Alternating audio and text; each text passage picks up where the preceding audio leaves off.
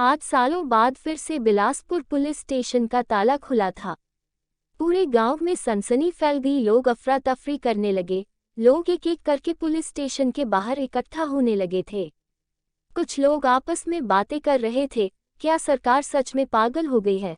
फिर से इस पुलिस वाले को यहाँ अकेला मरने के लिए यहाँ भेज दिया है। अरे नहीं भाई, ये कोई बहादुर इंस्पेक्टर दिखता है, देखो न कितना हत्ता कट्टा है। कुछ लोग इधर उधर से झांक कर देख रहे थे कि आखिर कौन है जो जान का दुश्मन बनकर बिलासपुर गांव में लोगों की रक्षा करने आया है। दरअसल बिलासपुर गांव में चोर और डाकुओं का बोलबाला था। वहां पर कोई भी पुलिस वाला ज्यादा दिनों तक टिक नहीं पाता था। या तो वो चोर डाकुओं के हाथों मारे जाते थे या फिर रात को काली शक्तियों का शिकार हो जाते थे। इन काली शक्तियों के पीछे कहा जाता है कि बहुत पहले उस गांव की एक जवान और खूबसूरत लड़की का बलात्कार करके हत्या कर दी गई थी। फिर उस लड़की की आत्मा भटकने लगी और अपना बदला लेने के लिए उस गांव में आने वाले सभी पुलिस वालों की हत्या कर उनके खून से नहाती है। इंस्पेक्टर विजय ने थाने के बाहर भीड़ जमा देखी तो उसने कुछ लोगों को इशारा किया और कहा, ए तुम अंदर आओ, मैं करके कुछ लोग तो पीछे हट गए और कुछ भागने लगे। लेकिन फिर रमेश चाचा बिना डरे अंदर जाने लगे और फिर उनके साथ कुछ 2-4 लोग और पहुंच गए। इंस्पेक्टर ने अपना डंडा टेबल पर रखते हुए कड़क आवाज में पूछा, तुम लोग पुलिस देखकर जमा क्यों हो गए हो? क्या पुलिस पहले नहीं देखी तुम लोगों ने? रमेश चाचा ने पूरे थाने में अंदर इधर उधर देखते हुए कहा, नहीं साहब, देखी है पुलिस। लेकिन क्या लेकिन? इंस्पेक्टर ने पूछा। रमेश चाचा ने बताया, साहब इस गांव में पुलिस नहीं आती, इसलिए आप पूरे 5 साल बाद दिखे हो इस पुलिस थाने में, वो भी अकेले। शायद सरकार को आपकी चिंता नहीं। इंस्पेक्टर ने कारण पूछा तो रमेश चाचा ने बताया, करीब 5 साल पहले भी इस पुलिस स्टेशन के नए इंचार्ज इंस्पेक्टर बहादुर सिंह आए थे। उन्होंने इस गांव में अपने कार्यकाल के 10 दिन भी पूरे नहीं किए थे। आधे से ज्यादा गांव वाले तो उन्हें जान भी नहीं पाए थे। एक दिन सुबह सुबह लोगों ने देखा कि उनके शरीर से उनका कलेजा निकला हुआ था और वो बरगद के पेड़ से उल्टे लटके हुए मिले थे और पीछे दीवार पर उसी के खून से लिखा था, हर एक पुलिस वाले के साथ यही सुलूक किया जाएगा।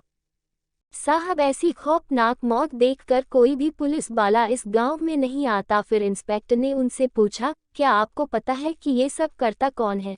तो उसने ने बताया, साहब आज तक तो पता नहीं चला कि किसने उसकी हत्या की, उस लड़की की आत्मा ने या फिर गुंडों ने। इंस्पेक्टर ने पूछा, लड़की? कौन सी लड़की? मैंने तो ऐसा कभी नहीं सुना। गांव वाले हंसने और बोले, साहब आप तो आए ही पहली बार है तो आपको कैसे पता? रमेश ने बताया, साहब सुना है उस लड़की के साथ बहुत बुरा हुआ था, बलात्कार करके उसकी हत्या कर दी थी। विजय ने पूछा, किसी ने उस लड़की की लाश या फिर उसके घर वालों से कोई मिला है? इस बात पर सब शांत रह गए।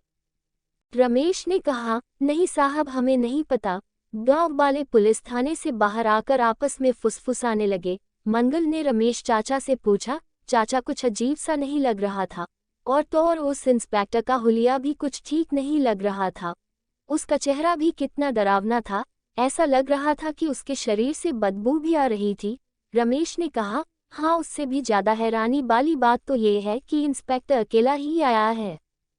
फिर कुछ दिन बीत जाने के बाद रात के अंधेरे में जग्गा और उसके साथी मिलकर थाने में उस इंस्पेक्टर को मारने के लिए आते हैं।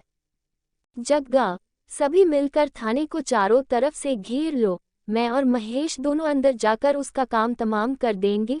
ठीक है सरदार, तब तक हम बरगद पर रस्सी डालकर तैयारी पूरी रखेंगे, सोमू ने कहा। जग्गा के इशारा करते ही महेश और जग्गा दोनों दीवार कूदकर अंदर पहुंच गए, लेकिन अंदर तो कोई था ही नहीं। जग्गा ने महेश की ओर घूर कर देखा, नहीं सरदार, खबर तो पक्की थी, लेकिन साला ये इंस्पेक्टर गया कहाँ? महेश ने डरते हुए कहा। अचानक से तेज हवाएं चलने लगी, खिड़कियां और दरवाजे अपने आप बंद हो गए और उनके सर पर लटकती हुई लाइट हिल रही थी। सरदार वो देखो, कुर्सी हिल रही है। महेश अपने सरदार जग्गू के पीछे छिपते हुए बोला। जग्गू ने डरती आवाज में कहा, अबे ये इंस्पेक्टर है या कोई भूत? अब तो हम भाग भी नहीं सकते, दरवाजे लॉक हो गए हैं। तभी कमरे की लाइट लगातार जलना बुझना शुरू हो गई। ऐसा होता देख जग्गू और उसके साथी की डर की वजह से हालत खराब हो रही थी। अरे कोई तो हमें बचाओ, हम अंदर फंस गए हैं। जग्गू जोर जोर से चिल्लाने लगा। तभी जोर जोर से हंसने की डरावनी आवाजें सुनाई देने लगी। आवाजें इतनी तेज और डरावनी थी कि महेश और जग्गू के प्राण ही निकल गए। अगली सुबह बरगद के पेड़ के नीचे बहुत भीड़ जमा थी। जग्गा और महेश दोनों उल्टे लटक रहे थे और सामने दीवार पर खून से लिखा था, अगला नंबर 13। सभी लोग हैरानी से इंस्पेक्टर की ओर देख रहे थे और इंस्पेक्टर विजय शांत खड़ा सब कुछ देख रहा था। रमेश चाचा इंस्पेक्टर के पास आए और बोले, साहब हमने पहले ही कहा था, आपके पास अभी भी वक्त है। आपको अगर अपनी जान प्यारी है तो आप वापस चले जाओ। इंस्पेक्टर के चेहरे पर रहस्यमयी मुस्कान थी। उसने कहा, आप फिक्र न करें, सब ठीक हो जाएगा। जग्गा के बाकी साथियों को जब पता चला तो उन्हें बड़ी हैरानी हुई। सबने मिलकर मीटिंग की। तल्लू ने चिंतित होते हुए पूछा, उसके साथ कितने पुलिस वाले हैं? सामू ने बताया, सरदार केवल अकेला है। तल्लू, फिर कैसे अकेला इतनों को मार सकता है? सामू ने कहा, सरदार कहीं उस बुरी आत्मा ने ही तो नहीं कर दिया इनका कांड। सरदार हंसने लगा और बोला, ऐसी कोई लड़की थी ही नहीं। ये तो पुलिस वालों और गांव वालों को डराने के लिए हमारे द्वारा अफवाह फैलाई गई थी, ताकि लोगों का ध्यान हम पर कभी न जाए। अब हर रोज सुबह गांव वालों को 1-2 डाकू और क्रिमिनल्स उस बरगद के पेड़ पर उल्टे लटके हुए मिलने लगे। एरिया के लगभग सभी नामी गुंडे और डाकू बरगद से लटकाए जा चुके थे। अब ये खबरें अखबार में छपने लगी थी।